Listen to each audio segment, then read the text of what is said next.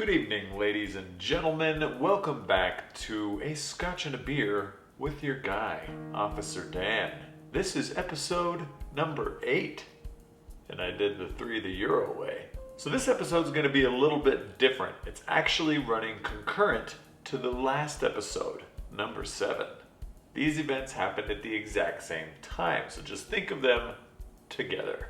Now, if you do like these videos, please subscribe and hit that notification bell. I'm trying to release these videos every single Monday. Sometimes it might be Tuesday because I suck at editing videos and it takes me forever.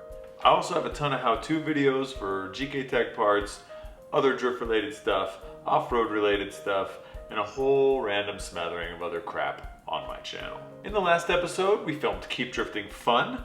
We also filmed Motorcycle vs. Car Drift Battle 1. I also talked about how I took over the drift events in New Mexico and promptly ran them into the ground, almost ruining drifting in New Mexico, probably forever. Now in this episode, I'll be going over the car build and running 2 different series of Pro-Am at the same time, that being Top Drift and Vegasdrift. But first, a scotch and or a beer. For the beer, I'm going with something light and fluffy. This is the Michelob Ultra Infusions Lime and Prickly Pear Cactus. If you don't want to get fat drinking beer, this is a good one. It's got a good flavor and apparently I like cactus. Can't beat that. Again with the never-ending spinning ice ball. Now for the scotch this time, I'm choosing the Jura 18. And again, this is a travel exclusive. I don't have much left of this one because again, it is one of my favorite. The Jura 18, matured in American white oak bourbon barrels with the Premier Grand Cru Classé Baroque finish. I don't even know what any of that means.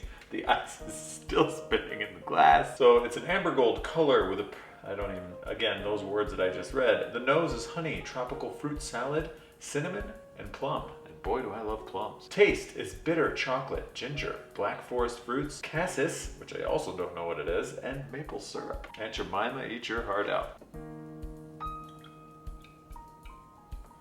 I'm gonna save just a smidgen of this for another time.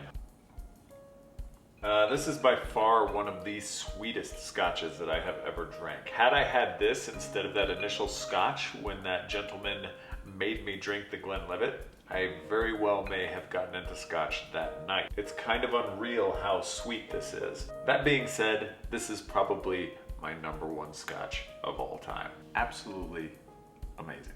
Moving right along, getting into the story. So I'm going to break this episode into 2 sections. First is going to be the car build, and the second is going to be my first 2 rounds of Pro-Am. One's going to be Top Drift, and one's going to be Vegasdrift. Don't think I'm going to have enough time to go any further than that, so those will have to be for another episode. There's still a lot of adventures during my first year of Pro-Am. I'm just going to go over the first 2 for this one.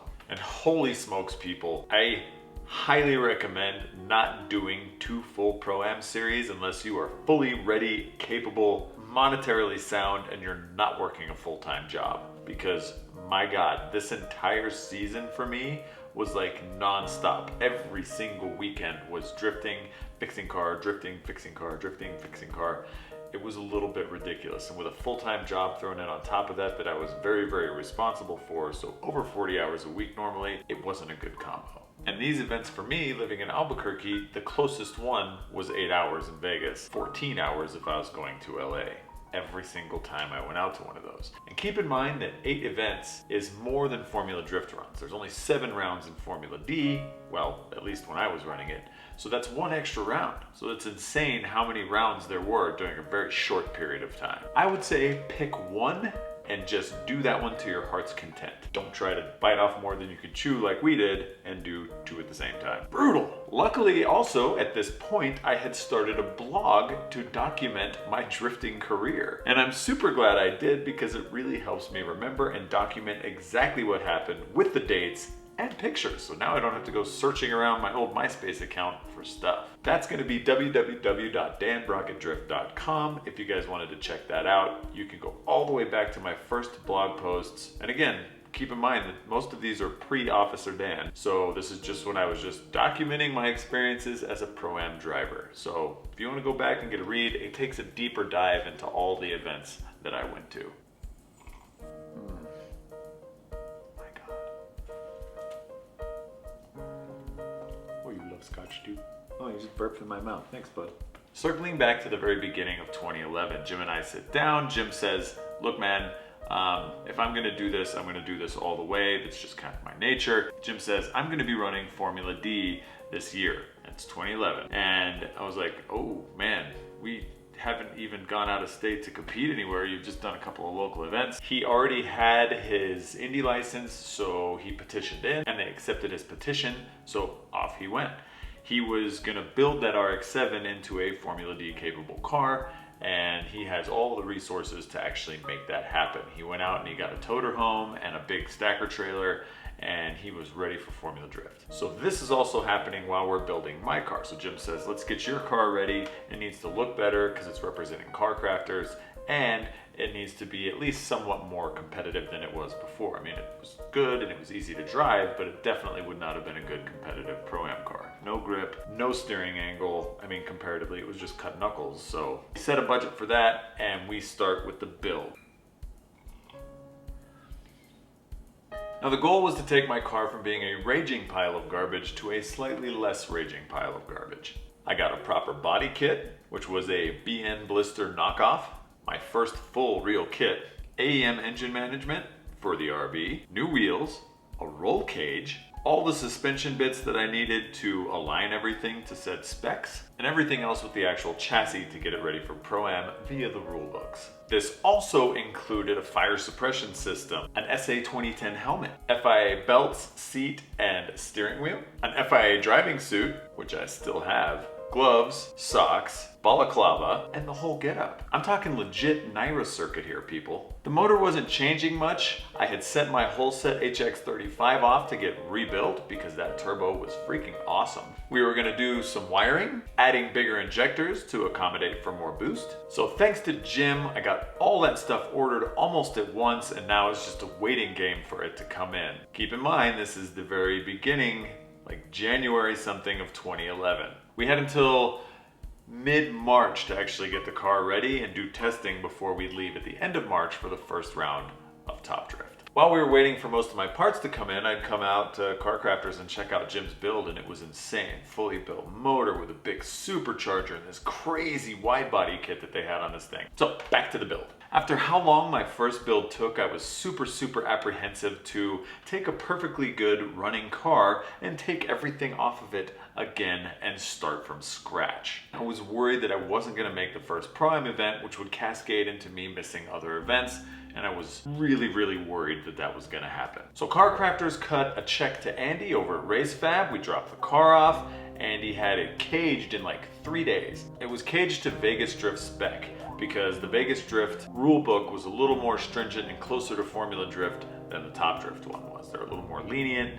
I want more drivers to get involved, so we went with the Vegasdrift one so we could pass both. My favorite part about the cage that Andy designed were I had plenty of room to chicken wing around with my elbows and not hit my elbows on the NASCAR style door bars. Those things were smexy. Plus, this was my first cage. I had a real race car now. We also put in the freshly rebuilt HX35 because that had already come back, so we tossed it on the car at Race Fab, and then we headed over to Car Crafters to finish the rest. We get the car dropped off inside of Car Crafters. I sit down with Jim. I'm like, Jim, here's the timeline. Here's when the stuff is supposed to get in. Jim grabs the best guy that he can and says, he's yours until we finish this project. And I was like, wow, I did not expect that. Jim's got like 100-something employees. One of them is dedicated to me. This feels weird. I don't know how to feel. So day one, I'm talking the moment stuff started arriving, we were on it. The BN style blister kit had come in from Vegas, and we unbox it, we get the side skirts out, they're mounted within like 10 minutes of them getting there, and everything is just going crazy. I'm sitting here like, I cannot believe how fast this is going. The fender arches are cut for over fenders, the other fenders are off. We've already started taking the accessories and everything out for the engine to be removed. The interior's out. It's insane how fast the car crafters guys work. So by the end of day one, the car was looking naked, but it had nice and neat cut fenders that had been plated and welded to keep smoke out of the cab. I headed home feeling way more accomplished than I ever had at a build, and I got a good night's sleep. Day two rolls around. It's more of me gutting the rest of the interior of the car, then cleaning, then scuffing the roll cage and all the body panels on the inside to get it ready for paint. Now the driving suit, the balaclava, the gloves, and all the safety stuff that I was supposed to wear came in. So I had myself a little fashion show in the bathroom just to make sure everything fit, and I was feeling super stig. Put my regular clothes back on, headed back out to the car. I'd also found this Trapper Keeper B folder from the 80s when I was a kid. It was my favorite folder, and for some reason in my blog post I wrote, I'm going to keep all the documents for the car in this folder. Whatever that means, but the folder is sick. Day three involved mocking up the rest of the BN knockoff blister kit, removing my beautifully stickered up front windshield, which I am still sad about to this day. That was my favorite windshield that I ever had. I had snagged a used set of Z32 calipers and rotors from my buddy Dave Souvannaysouth, who I mentioned in a previous video. He actually ended up helping a lot with this build with small parts and things that we needed. He was kind of the go-to guy for Nissan stuff, and he still is. Good dude. Now, this was also the first time I got to see rotors being machined. I thought it was magic, turns out it is. Anyway, we slapped those back on the car and called it a day. We're moving fast, but for me, it still feels like there's no way we're gonna make it. Day four, we removed the motor out of the car and I put tinfoil over the important bits that don't need to have oven cleaner on them. The reason why we used oven cleaner is because we're trying to get 4 years of drifting grime out of the engine bay so that it can be somewhat fresh for paint. While everything was out and or off of the front of the car, they fabbed up a new radiator mount because my radiator was just a little bit crooked and my intercooler was just a little bit crooked, so it was not getting the amount of airflow that it should. So we straightened both of those out, went with a smaller intercooler for better response, and it looked dialed. He also made new headlight brackets so that they didn't have to be removed when we took everything else off the front of the car. So that was its own separate entity now, and I was pumped. Day 5 of working on the car rolls around. It's now March 2nd. The event is at the end of the month. It's less than 26 days away. The TN Winding Master Flex coilovers came in and we promptly slapped them on the car, lowered them as low as they could possibly go. We then tossed the car into a frame machine and actually got it straight. If you recall from a previous episode, we did the ghetto method of tying it to a chain and jumping in the trunk. It wasn't very scientific and it turns out it was way off. So the frame machine got everything OEM spec. Couple more parts came in, we installed a clutch, we installed a bunch of suspension arms. As the parts trickled in, we just kept cleaning and doing what we could whilst waiting for said parts in the mail. Day 6. I believe this was a Saturday. We woke up super early and I dragged a bunch of my buddies out to help me sand my entire car inside and out. Gigantic thanks to my buddy Daniel Quanz, Shea Seefeldt, and Beau, I can't remember his last name, but Beau, they're all good dudes. And they stayed with me for 14 hours while we sanded this entire car, front to back, top to bottom. All the body panels, hood, inside of the car, everything. Sanded. Did I mention I hate sanding? And again, thanks to those 3 dudes for coming to help me, because otherwise it would have taken me like 2 weeks to do that by myself, because I would have gotten frustrated and stopped after the first 2 hours. Day 7 of working on this thing. Paint time, baby. We get everything in the booth, the body kit, the hood, the trunk, the chassis, everything that needs to get painted. It's all in the booth. It's ready to go. They spray it a fresh coat of white like the first snowfall during winter. It was beautiful. Now, because Car Crafters has advanced technology and gigantic freaking ovens, the car was cured overnight and we mobbed right again the next day. We put the motor back in and we put every single part that we could back on this car as quickly as humanly possible. While all of this is going, they're still mobbing hard on Jim's RX-7. They encountered a bunch of roadblocks. We encountered a bunch of roadblocks. Jim going into Formula D is a huge reason why I got to be Officer Dan in the Motorcycle versus Car Drift Battle 2 videos. So we'll get into that in later videos, but it is very important that Jim did FD during this time or that never would have happened. It's now March 13th and we hit our first major set of roadblocks. The Ron Davis radiator that I'd been using for a couple seasons decided to spring a bunch of leaks while it was just sitting there. Don't know how it happened, never leaked before, but it started leaking now. As soon as we put fluid in it, it was just pissing out everywhere. Sick. The knuckles that I got were S14 knuckles, and I had S13 hubs, and as you know, that doesn't work together. Square peg, round hole, bigger thing, whatever. Didn't fit. Ugh. Reached out to Dave Souvannaysouth. He happened to have a set of S14 hubs, 5-lug, ready to go. Bought them from Dave, put them on the car. Sick. One roadblock averted. So I'd ordered a new radiator, but it wasn't going to be in for a couple of days. That's fine. We can still make everything work. We go to tackle the wiring. We put everything back together just to see if we can get it running, and of course it doesn't start. The AEM is supposed to be plug and play as an ECU replacement for the RB25. Nothing worked. It wouldn't even crank. Literally nothing worked. So after 2 or 3 days of trying to get this stupid wiring harness to work, we call in Scotty from Motiva, the vegan that could. And Scotty whips out his multimeter, starts testing everything, and he's like, yeah, your voltages are all wrong. Like every 5-volt reference that you have in this car changes when I grab the wiring harness and move it. Apparently the stock ECU overlooks a bunch of that stuff just to keep the car running, but the AEM doesn't do that. Super picky. So we broke down, and I actually ended up ordering a RB25 conversion harness from Wiring Specialists, or Wiring Specialties. Can't remember what it was called. Anyway, we ordered it and we expressed it so that it would get there that week. We may be saved. Who knows? Kind of a Hail Mary. Now, at this point, everything but the wiring is done on this car. The fire suppression system's in, all the safety stuff is in. It's painted, the kit is on, and it's probably looking better than it's ever going to look for the rest of its life.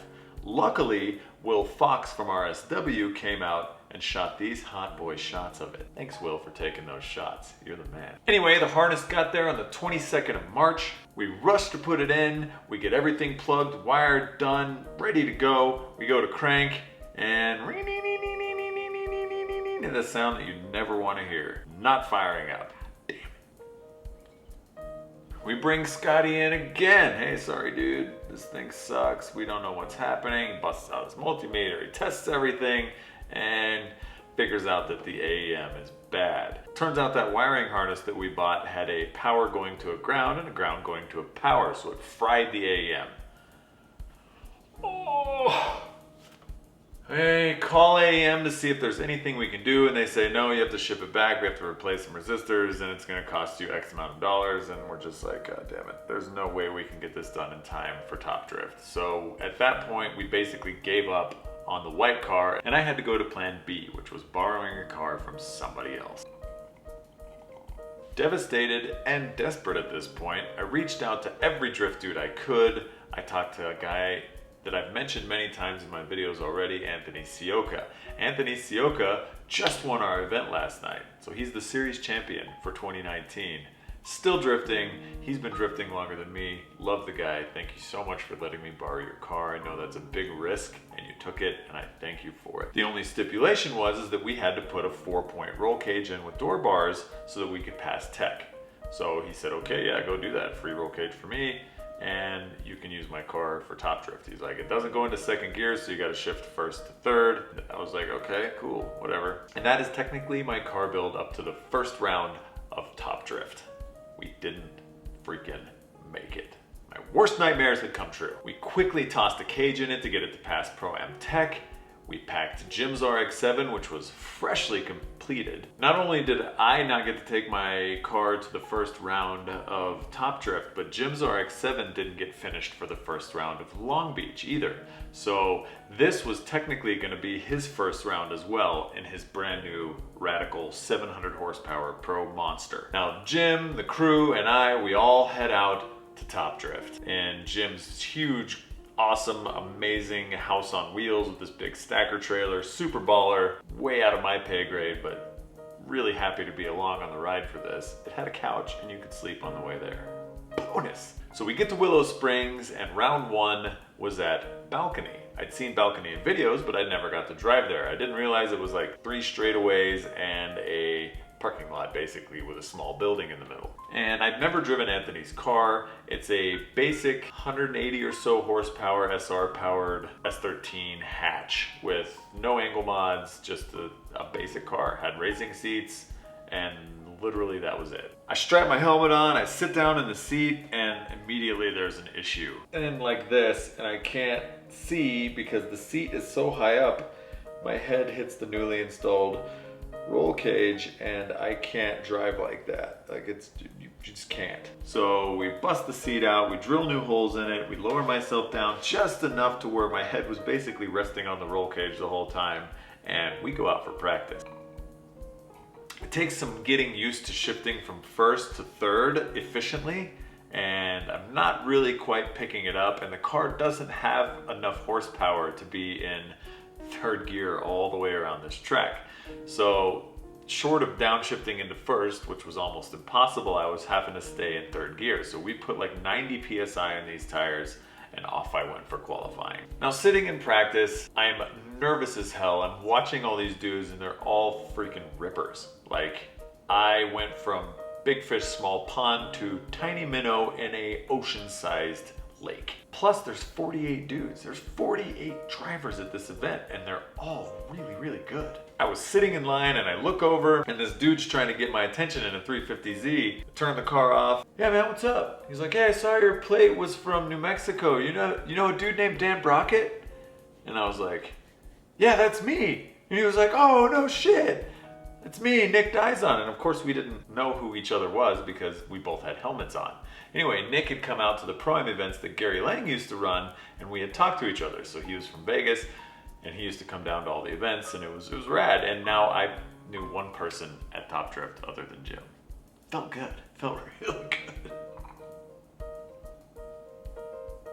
So yeah, me and Nick go back a long way. So anyway, we're going through practice. I'm not feeling super confident in the car. Can't get the 1 to 3 shift down. The car doesn't have a whole lot of angle. It doesn't have power. It's not meant to be Pro-Am, but I'm still super thankful for Anthony for lending it to me in the first place. We jump into qualifying. I do my first run. It's horrible. I'm way offline. I didn't understand how much pressure was going to be on me, even though this was just Pro-Am and there wasn't a whole lot of people there. But the pressure that you feel when other drivers are watching you, I think, is what really, really got to me the most.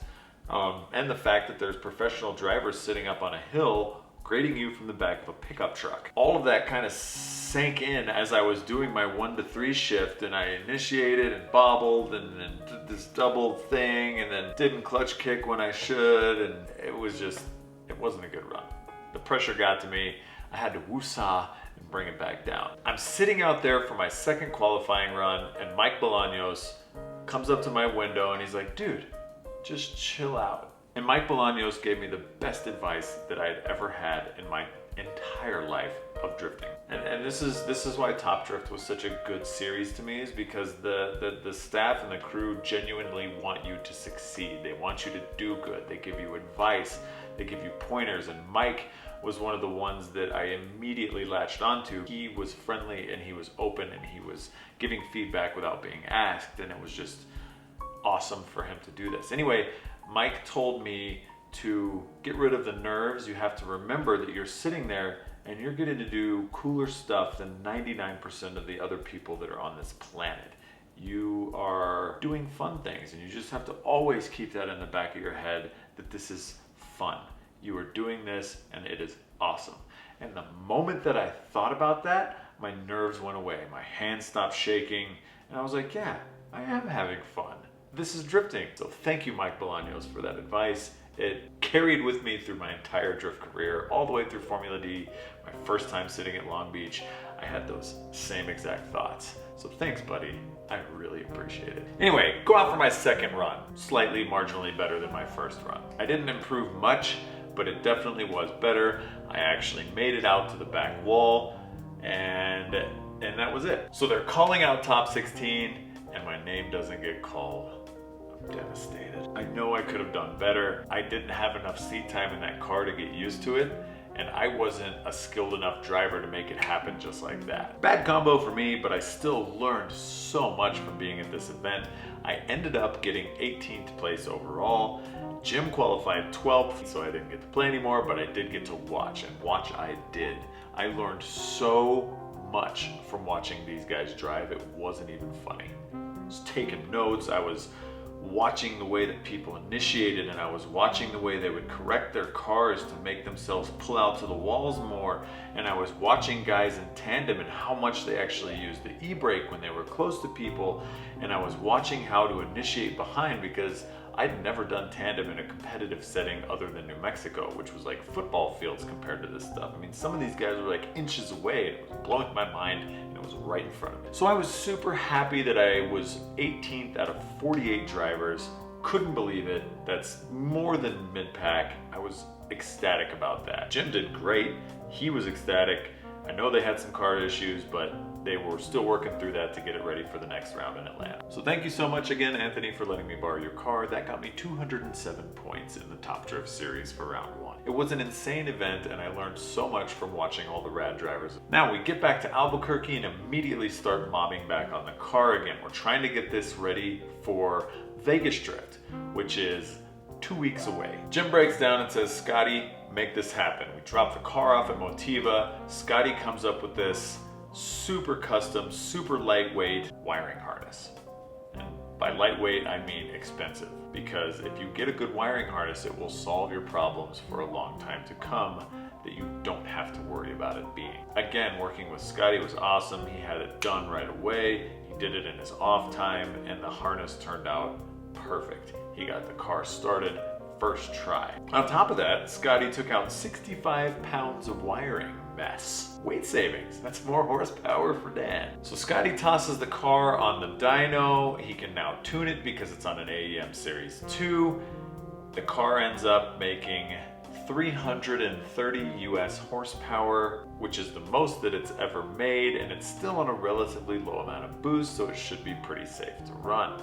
I am pumped. The car never sounded this way and never ran this way.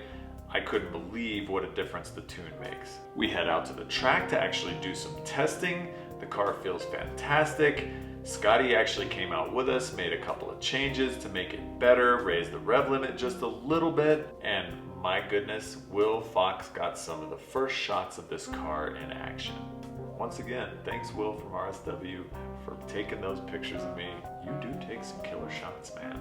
So it's really not weird that that is your career right now. So now that the car is somewhat dialed in, we both pack up and we head to Vegas for Vegasdrift round uno. Jim's car is now tuned, running right. It's making like 750 horsepower, and it is a goddamn monster. I'm coming in right at around 330, so I'm a little lacking in the horsepower department, but I make up for it in gusto. We go through the drivers meeting at Vegasdrift. It's all new drivers. There's a couple of guys that I recognize from Top Drift, but of course I don't know who they are, and we're not on speaking terms yet, so I don't talk to anybody.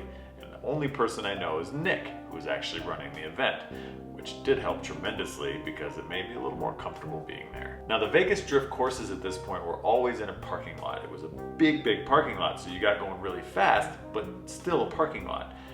I had never drifted in a parking lot other than first gear stuff in a church parking lot with curbs everywhere. So this was all new to me, and it was really weird driving in a parking lot event trying to figure out how your line should be when the cones are so far apart. It's like open for interpretation. So I had a hard time kind of grasping on to how that actually worked. So we go out for practice. I am loving this car. The new angle, the coilovers, the suspension work that we did, the alignment, everything feels amazing. The car has never been easier to drive than it is at this very moment.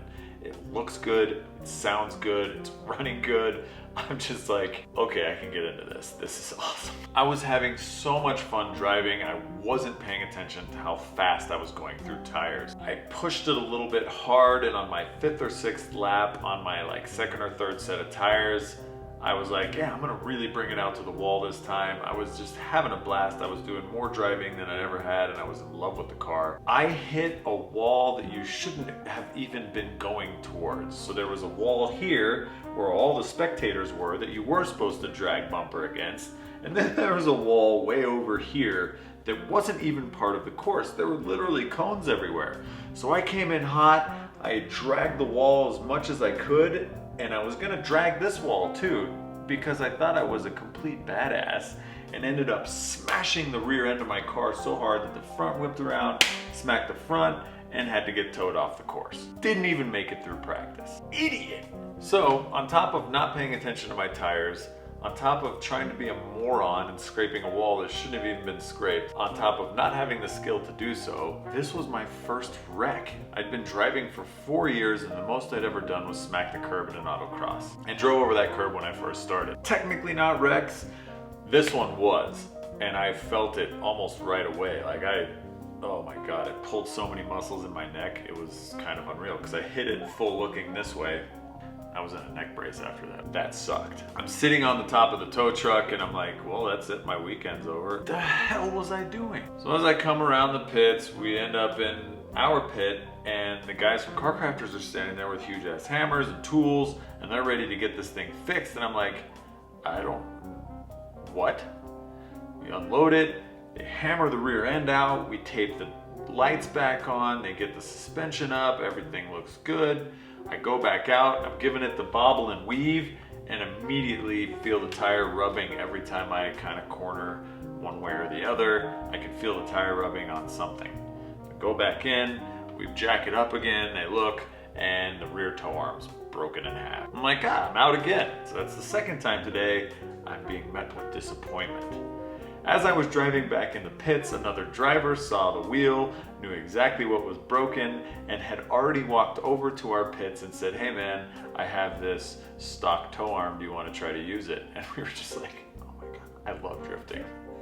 It's just so awesome that that would even happen. Third time's a charm, we get that thing back on, we go out, I try to do a couple more laps of practice. The car doesn't want to transition one way because I'm assuming it's super towed out or towed in. I don't know. Gave it the best alignment we could in the pits. Turned the car off to let it cool down. Doesn't start back up. Fourth time, I'm just like, okay, my weekend's really over. I had called Jim and said, hey, my car won't start out here. He got somebody to come get me. And while I was waiting, Jim was like, well, I'm going to give up my qualifying run and you can just use my car. Back in the game again. What? So we get towed off the course and Jim's giving me these pointers about his car because he'd been driving it all day in practice and it looked phenomenal. It was making more smoke than anybody out there. There's like 20 minutes left out in practice. I go get 2 or 3 laps in and we go into qualifying. I lay down a qualifying lap that's pretty conservative. I'm literally at like half throttle in this thing. I've never driven a V8 car before, let alone with a supercharger. And the RX-7 is a very good handling car. And it feels completely different than the S chassis. Like it responds, it's twitchy, it's a completely different car. So get a first run in, I'm on the books. Cool, it wasn't a horrible score, but it wasn't the best score. So my second run comes around, I'm feeling a little more confident in the car. Going in, I enter, I do the whole course, I'm out to the wall. I decide to let it eat for some stupid reason across the finish line, maybe to make smoke, maybe to make noise. I was just feeling really good about the run. And all 700 horsepower just kicked in and I spun out faster than I'd ever spun out in my entire life, inches before the finish line. Needless to say, I didn't get a score for that run, but the first run that I got was good enough to get me into top 16. I had officially made my top 16. Oh my God, it's my first one. Self-hug. Oh. Now, did I mention that Jim gave up his qualifying chances at this event to let me drive his 700 horsepower car that he was about to use in Formula D? Jim, you're the freaking man. What's really funny to me is like my first lap out at half throttle, it was literally using like 300 of that 700 horsepower. And I was like, man, that feels really good. And then when I finally let it eat, I don't know what to do with it. The top 16 felt so good. Like when you're sitting in a field of 40 or 50 drivers and they're only calling out 16 to move on and they call your name, even if it's 15th, 16th, you're ecstatic. Like you've made it, you've gotten into the show and everything is good. It doesn't even matter from that point. To me, that was a huge step of my battle with Pro-Am. and step 1 accomplished. Made top 16. So being 15th, which is where I qualified, I was up against second place, which was Josh Guild. Now Josh Guild had done Formula Drift before, he was a phenomenal driver, and he literally wiped the floor with me. This was my first time battling somebody in a real tandem environment where we were allowed to get close to each other because we had roll cages, and I could not keep up with him. Even in the 700 horsepower RX-7, he just blew my doors off. I was outdriven, outskilled, outcarred, and then he basically just pushed me around the track, like the whole way.